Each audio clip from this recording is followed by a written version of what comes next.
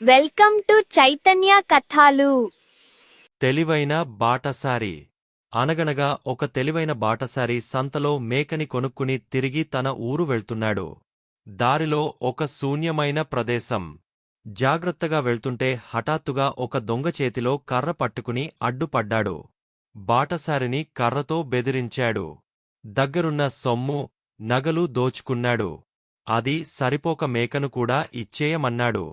బాటసారి దొంగ అడిగినవన్నీ ఇచ్చి, దొంగతో బదులుగా నీ కర్ర నాకు ఇస్తావా అని అడిగాడు. దొంగ ఎందుకు అని ఆశ్చర్యంగా అడిగాడు. బాటసారి నేను ఉత్తి చేతులతో తిరిగి వెళ్తే పాపం నా భార్య బాధపడుతుంది.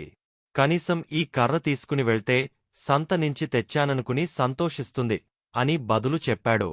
అన్నీ తీసుకున్నాను కదా, కర్రదేముంది అనుకుని దొంగ బాటసారికి తన కర్రను అందించాడు. ఇంకేముంది?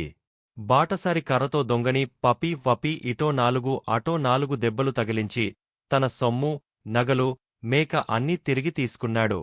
దెబ్బలు తిన్న దొంగ వీలు దొరకగానే పారిపోయాడు.